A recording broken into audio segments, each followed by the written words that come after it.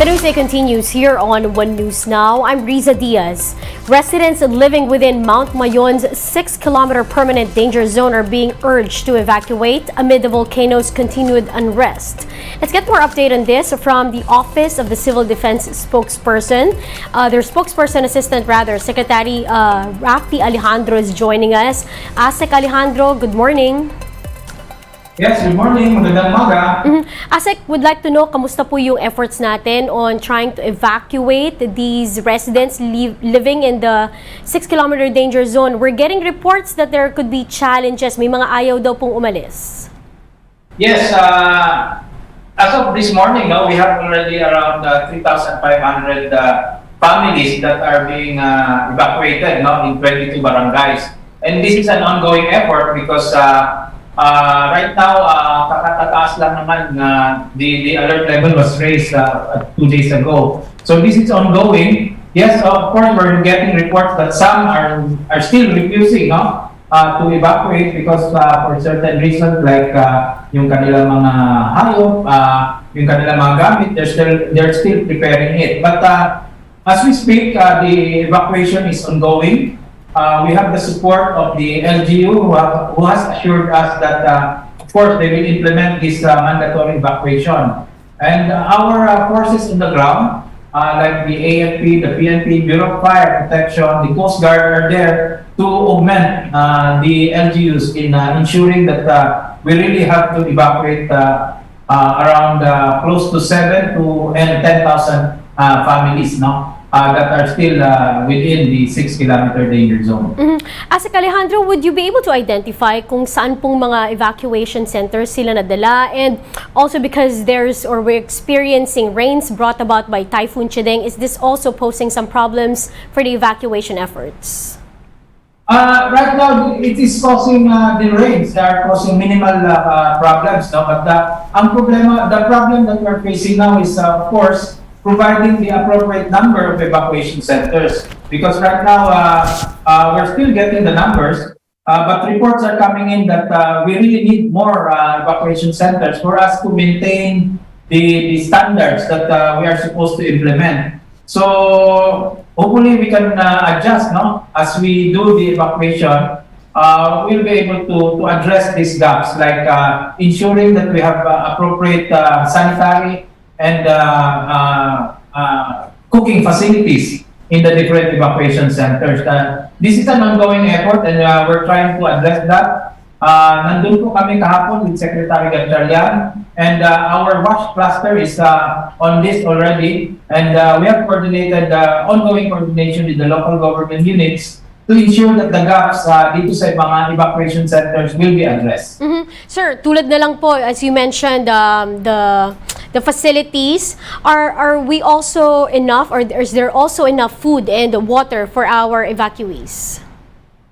As far as food is concerned, I think we have enough. Our DSWD has assured us that there are around 100,000 family food packs available for Albay alone, to address. So I think that is sufficient for now. Our concern really is providing the appropriate number of evacuation center, addressing the gaps like the wash, the sanitary requirements, the cooking requirements, and other essentials, for us to have a very comfortable evacuation center. As a final question, we're hoping na hindi na po, but in the event that the alert level will be raised to alert level 4, what would be the procedure, and can we actually accommodate more evacuees? Yes, if there's an escalation of alert level to 4, it will already involve around close to 40,000 individuals that needs to be evacuated. So we will be needing more evacuation center. Yan po ang ina-address natin ngayon. We are anticipating escalation of alert level. So meaning more families will be evacuated because we will extend the danger zone to 7 or up to 8. So we're trying to address that. We're doing that already. There is forward planning as far as the emergency is concerned. All right, maraming salamat, ASEC, for sharing with us your time and all those information. That is OCD ASEC Rafi Alejandro. Meanwhile, Typhoon Chedeng has weakened as it accelerates away from Philippine landmass. Chedeng Center was last spotted some 990 kilometers east of extreme northern Luzon. The typhoon is moving northwestward at 20 kilometers per hour with maximum sustained winds of 130 kilometers per hour and gustiness of up to 160 kilometers per hour. Pagasa expects Chedeng to leave the Philippine area of responsibility by tonight or early Monday morning. It is also expected to weaken into a severe tropical storm as it leaves the PAR. Chedeng is still seen to enhance the habagat, causing monsoon rains over the western portions of Luzon and Visayas in the following days. We'll be back with more stories after the break. Keep it here on One News.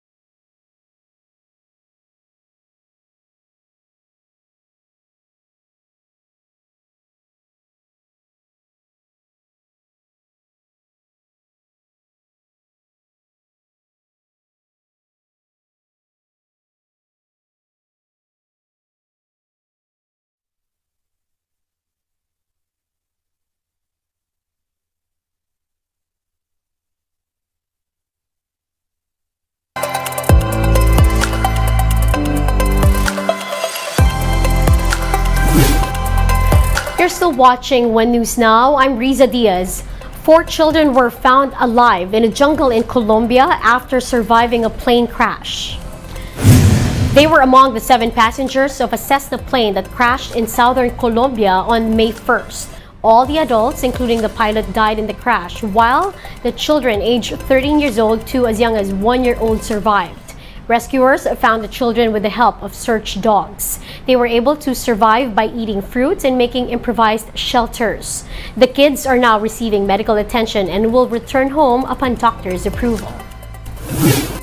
Now, the World Health Organization says most developing countries have inhaled dangerously polluted air at least once.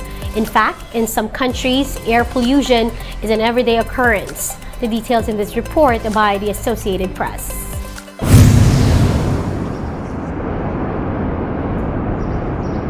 Even though this is very severe and it is an exceptional event for millions of people living in the Northeast U.S., these types of exposures and much higher levels of exposure are typical for millions, if not close to billions of people in other parts of the world. So we kind of have to keep that in perspective and to contextualize that this is a severe air pollution episode in the U.S., but it's fairly typical for what millions and millions of people experience in other parts of the world.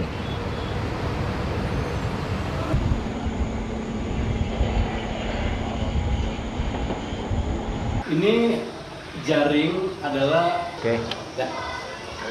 saya sering merasakan ya, gatal, batuk, pilek, bahkan satu keluarga itu merasakan gitu. Jadi ketika debu itu memasuki wilayah Rusunawa Marunda ini lagi banyak-banyaknya, ya itu kita gimana ya, harus terisolasi dalam rumah, karena kalau kita di luar rumah ya berasa seperti tenggorokan sakit, mata perih, dan di kulit terasa gatal-gatal.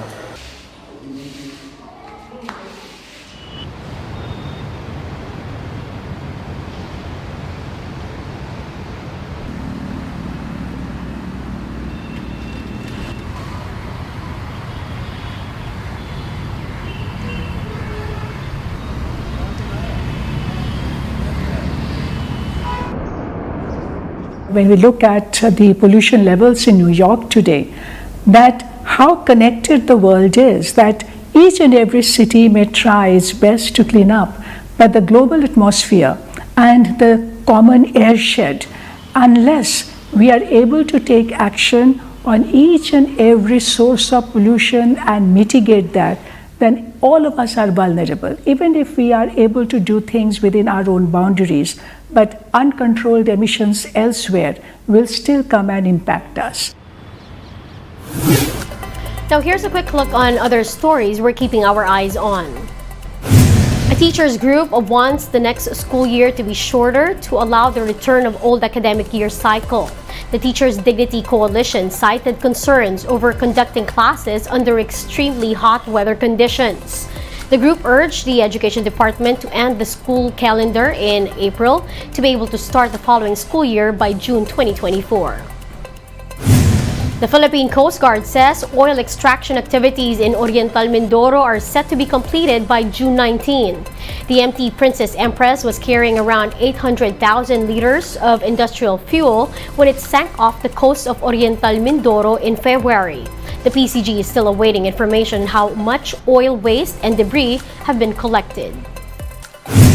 And pole vaulter AJ Obiena finally makes it into the elite 6-meter club. Obiena cleared exactly 6 meters in the Bergen Jump Challenge in Norway on Saturday, clinching the gold medal and erasing his previous Asian and national records in the process.